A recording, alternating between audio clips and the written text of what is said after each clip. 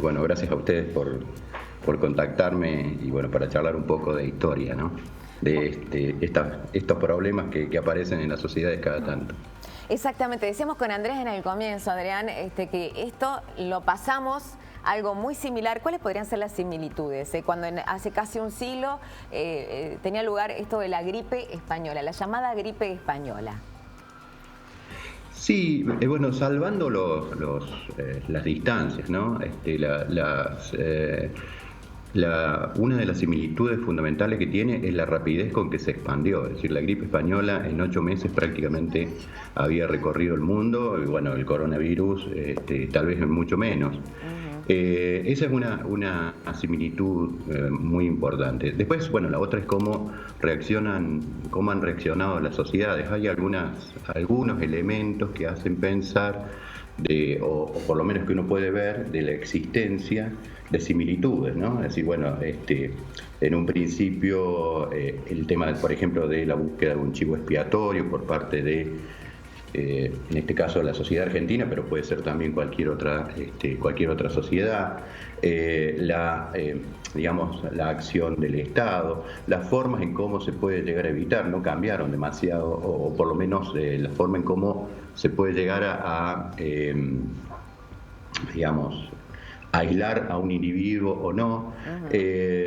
Todas estas cuestiones tienen ciertas similitudes. Ahora, también tienen, lógicamente, muchas diferencias, ¿no? Es decir, una de las diferencias muy fuertes es justamente la mortalidad. La mortalidad con la gripe española se calcula que en el mundo murieron entre 20, 40 y 100 millones de personas, ¿no? Y bueno, acá estamos viendo en una población de aproximadamente 1.800 millones. Y acá estamos viendo, bueno, una mortalidad mucho menor con una población de 7.500 millones de personas. O sea, hay similitudes y diferencias. Cada enfermedad y cada pandemia tiene su particularidad, ¿no?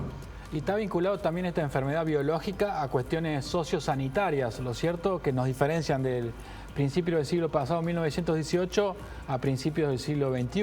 ¿Es así, Adrián? Sí, seguro.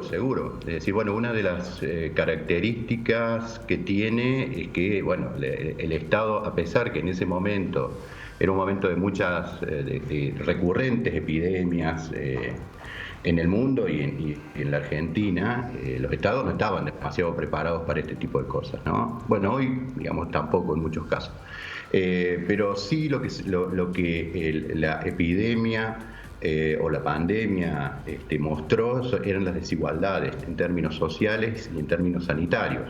Digo, yo estudié, por ejemplo, el caso de Buenos Aires y el caso de Salta, ¿no?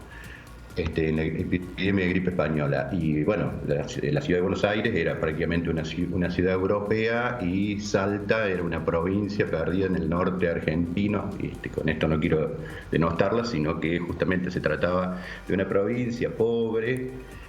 Bueno, y cuando uno empieza a ver cómo se desarrollaron la mortalidad, cómo se desarrolló la mortalidad, vos tenés que hay la población, la mortalidad de Buenos Aires fue 18 veces menor que la de Salta.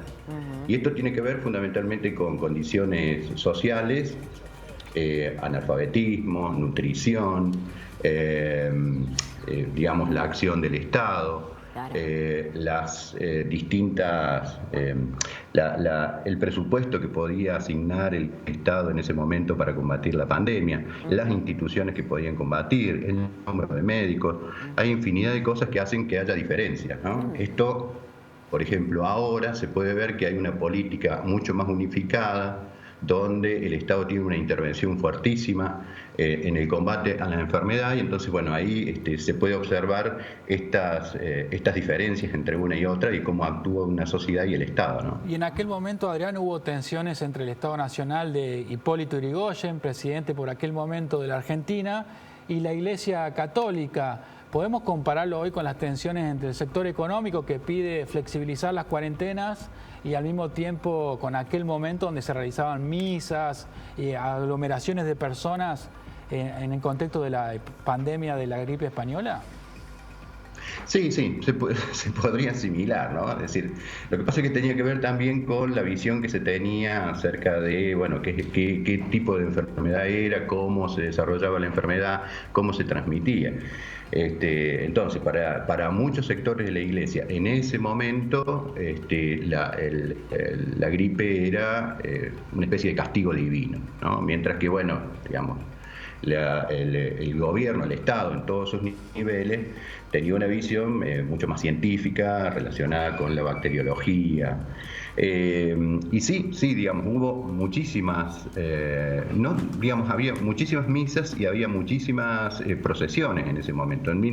Acá en Córdoba, en julio de 1919, en plena pandemia, se desarrolla una procesión justamente avalada por este pensamiento, ¿no? Es decir, bueno, vamos a hacer una procesión para que Dios deje de castigarnos, mientras que los médicos que estaban en el Consejo Provincial de Higiene decían, no, por favor no vayan a esa procesión. Bueno, la procesión se terminó haciendo. Y así como se pueden ver procesiones en Córdoba, también se pueden ver procesiones en Salta, se pueden ver peleas, por ejemplo, la Municipalidad de Salta le genera una multa al obispado porque las iglesias quedaban mucho más tiempo abiertas. En estos casos hay muchas tensiones. Esto también del empresariado que se pelea con el Estado porque quieren abrir, también se puede ver en el caso de Buenos Aires, ¿no? En Buenos Aires hay una marcha que es la marcha de las antorchas, donde digamos, el gobierno había cerrado prácticamente todas las había cerrado los salones de baile, los teatros. Entonces los artistas quedaban quedaban desocupados, claro. Los empresarios no podían generar dinero y bueno, se arma una marcha que se denomina la Marcha de las Antorchas, donde van a pelearse con el intendente.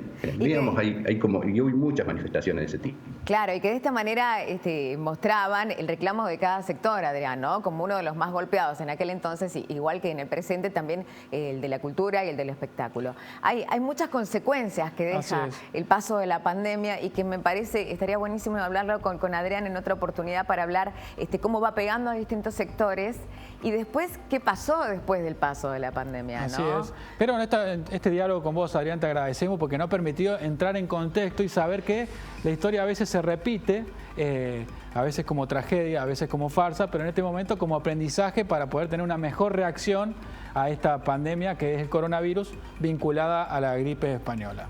Aprendemos de lo que nos sucedió. Así que si te parece, Adrián, en la próxima hacemos otra cita para seguir hablando de la pospandemia.